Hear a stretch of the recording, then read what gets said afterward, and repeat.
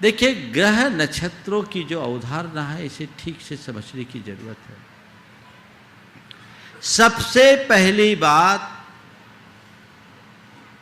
ये अपने जेहन में बिठाल दीजिए कि ग्रह नक्षत्र हमारा बिगाड़ सुधार कुछ नहीं करते। ये भ्रम है, वहम है कि ग्रह नक्षत्र हमारा बिगाड़ सुधार करते हैं। महाराज, ऐसी बात कर ले तो फिर ज्योतिष का सिद्धांत गलत होगा। ज्योतिष का सिद्धांत गलत नहीं है, ज्योतिष की समझ गलत है।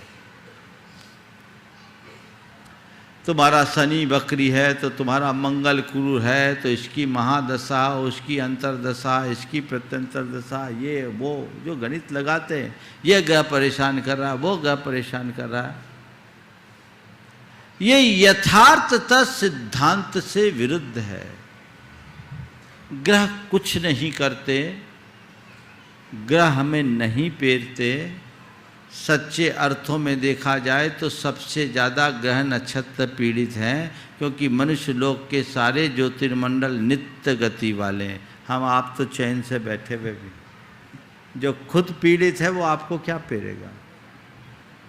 इसके पीछे का जो सिद्धांत है वो समझने योग्य है। वो क्या है? इसके पीछे विज्ञान है। इस पूरे ब्रह्मांड में ऊर्जा का जो स्रोत है वो ज्योतिर्मंडल है, और ये नित्य गतिमान है। इनकी गति और इनका चार क्षेत्र सुनिश्चित है।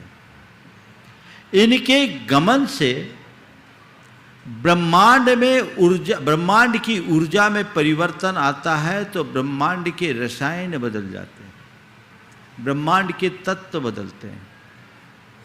और ये मान्यता है कि एक ब्रह्मांड बाहर है, वही ब्रह्मांड भीतर है। यत् पिंडे तत् ब्रह्मांडे, जो ब्रह्मांड में तत्व है वही सारे तत्व हमारे शरीर के भीतर है।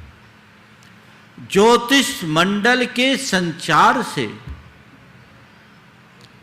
ब्रह्मांड के तत्वों में परिवर्तन आता है, तो उससे हमारे शरीर के तत्वों का समीकरण बदल जाता है, और तत्वों का समीकरण बदलने से हमारे शरीर के रसायन बदलते हैं।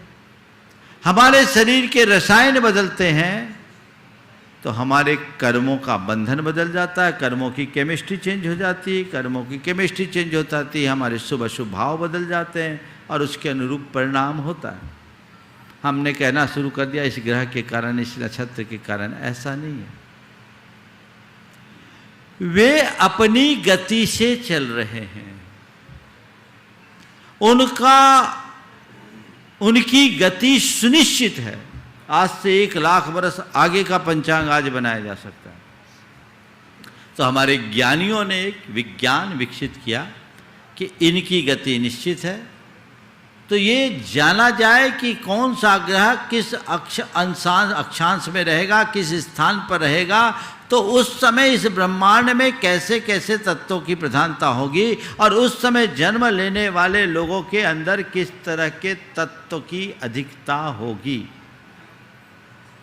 उसको एक प्रतीकात्मक रूप से गोचर बना करके लिख दिया गया। ये गोचर बन गया, जो जन्म पत्री है ना आपकी, तो ये एक सांकेतिक है। वहां कोई ग्रह नक्षत्र नहीं है, वह केवल संकेत। और ये बता दिया कि अभी ये ग्रह दशा में जन्मने वाला व्यक्ति के अंदर इस तरह के तत्व होंगे, और इस तत्व का समीकरण इतने इतने वर्षों में इस रूप में बदलेगा। तो इससे बचने के लिए क्या करना है? अध्यात्म में प्रयोग करो, साधना करो, आराधना करो, अपनी भाव दशा को बदलो, तो बहुत कुछ आप इनके प्रभाव को कम कर सकोगे। ज्योतिष का विज्ञान केवल इस वजह से विकसित हुआ था, लेकिन बाद के समय में लोगों ने इसमें ढेर प्रकार के अंधविश्वास जोड़ दिए, और लोगों ने ये शुरू कर दिया कि ग्रह नक्षत्र ही पूछते हमारे लिए परेशान कर रहे हैं। तो उस परेशानी को मिटानी है तो लोगों ने अपना धंधा चलाने के लिए ग्रह नक्षत्रों की पूजा शुरू करा दी। ऐसे आपको बोलूं, नवग्रह तो जैन धर्म में है ही नहीं। जैन धर्म में 88 ग्रह, 9 ग्रह तो है ही नहीं, और सूर्य और चंद्रमा को तो इंद्र, प्रतिंद्र और इंद्र माना है, वो ग्रह नहीं है।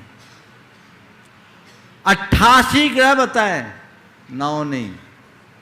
ये नवग्रह का जो रूप है वो जैन धर्म के अनुकूल नहीं है। फिर भी जब लोग नवग्रहों से प्रभावित होने लगे तो उनसे बचने और बचाने के लिए हमारे आचार्यों ने एक काम किया। क्या किया?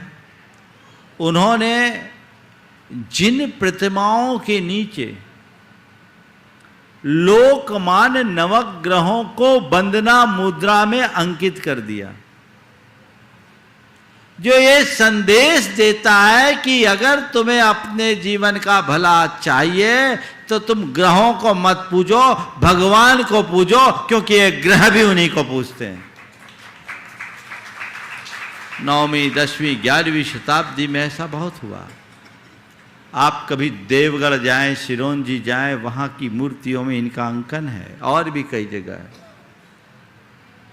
ये चला, फिर धीरे धीरे धीरे लोग अपने ज्ञान का इस्तेमाल करने लगे और ग्रह दोष समन के लिए तीर्थंकरों की साथ मैत्री मिला करके अलग अलग तीर्थंकरों को अलग अलग की आराधना को ग्रह शांति के लिए जोड़ दिया गया।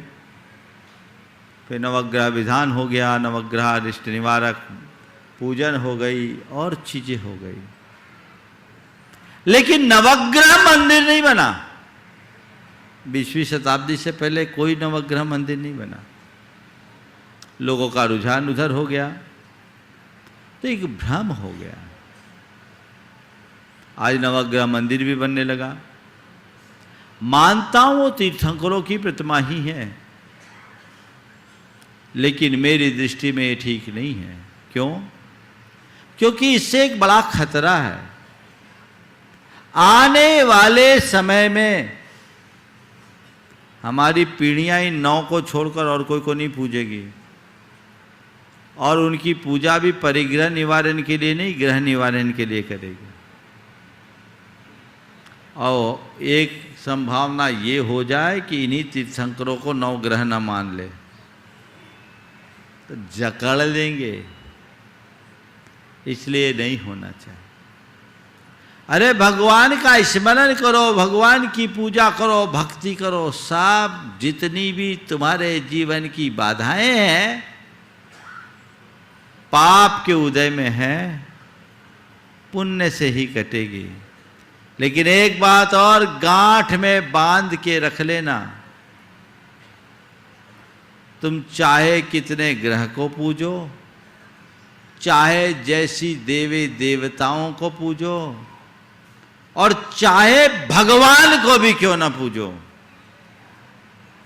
कर्म के तीव्रोदय में कोई निमित्त काम नहीं आता।